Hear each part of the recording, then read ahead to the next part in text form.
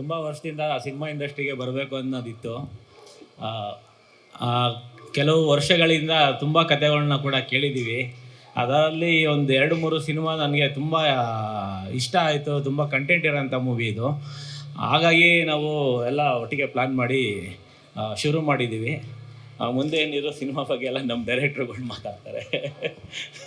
First lady luck sir, ಭವ್ಯ ಮೇಡಮ್ನ ಮಾತಾಡಿಸ್ಬೇಕು ನಾವು. Yes ma'am, congratulations ನಿಮಗೂ ಕೂಡ. ಹೇಳಿ. ನಮಸ್ತೆ ಎಲ್ರಿಗೂ. ತುಂಬ ದಿನಗಳ ಕನಸು ಆ್ಯಕ್ಚುಲಿ ಮೂವಿ ಇಂಡಸ್ಟ್ರಿಗೆ ಬರಬೇಕು ಅನ್ನೋದು. 1 ಇಯರಿಂದ ಸುಮಾರು ಸ್ಟೋರೀಸ್ಗಳನ್ನ ಕೇಳಿದ್ವಿ. ಈಗ ಒಟ್ಟಿಗೆ 3 ಸ್ಟೋರಿನೂ ಕೂಡ ಅಕ್ಸೆಪ್ಟ್ ಮಾಡಿಕೊಂಡು ಪ್ರೊಡ್ಯೂಸ್ ಮಾಡ್ತಾ ಇದ್ದೀವಿ. ಏನಿಲ್ಲ, ಒಂದೇ ಮಾತು, ಸಿನಿಮಾಗೆ ಒಳ್ಳೇದಾಗಲಿ, ಸಿನಿಮಾಯಿಂದ ಎಲ್ರಿಗೂ ಒಳ್ಳೇದಾಗಲಿ ಅಷ್ಟೇ. Thank you. ನಿಮಗೂ ಒಳ್ಳೇದಾಗಲಿ ma'am, all the best.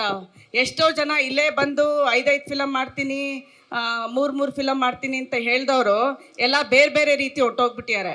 So ಅದಾಗಬಾರ್ದು ಅಂತ ಬಂಡಿ ಮಕ್ಕಳಮ್ಮಗೆ ಚೆನ್ನಾಗಿ ಕೇಳ್ಕೊಂಡಿದ್ದೀರಾ, ದೃಷ್ಟಿ ತೆಗೆಸಿದ್ದೀರಾ, ಎಲ್ಲ ಮಾಡಿದ್ದೀರಾ. 3 ಸಿನಿಮಾ ಆಗುತ್ತಾ ಆ ಭರವಸೆಯಿಂದ ಬಂದಿದ್ದೀರಾ. ಬಿಕಾಸ್ ಸಿನಿಮಾ ಅನೌನ್ಸ್ ಮಾಡೋದು ಮುಖ್ಯ ಅಲ್ಲ, ಅದು ಮುಗಿಸೋದು, ಅದು ರಿಲೀಸ್ ಥಿಯೇಟರ್ಸ್ಗೆ ತರೋದು ಮುಖ್ಯ. ಸೊ 1 ಸಿನಿಮಾ ಆದರೂ 3 ಸಿನಿಮಾ ಆದರೂ ಬರಬೇಕಲ್ಲ, ಅದಕ್ಕೆ ಕೇಳ್ತಾ ಇದ್ದೀನಿ.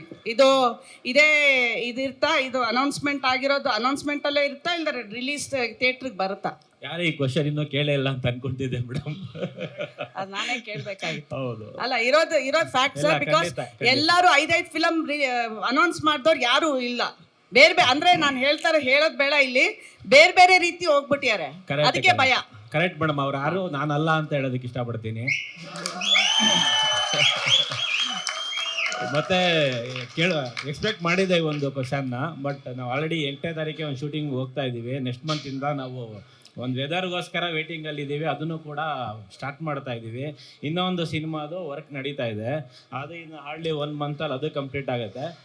ಇದೇ ವರ್ಷದಲ್ಲಿ ನಿಮಗೆ ಮಿನಿಮಮ್ 2 ಸಿನಿಮಾನ ನಾನು ಥಿಯೇಟ್ರಲ್ಲಿ ತೊಗೊಂಬರ್ತೀನಿ. ಇನ್ನೂ ಒಂದು ಸಿನಿಮಾ 2 ತಿಂಗಳು ಲೇಟ್ ಆಗ್ಬೋದು. ಬೈ ಮಾರ್ಚು 3 ಸಿನಿಮಾನು ಕೂಡ ತೆರೆ ಮೇಲೆ ಬರುತ್ತೆ. ಖಂಡಿತ ಇದೇ ಥರ ಒಂದು ಪ್ರೆಸ್ ಮೀಟ್ ಮಾಡಿ ನಿಮ್ಮನ್ನು ಮಾತ್ರ ಮರಿದಂಗೆ ಕರಿತೀನಿ ಮೇಡಮ್.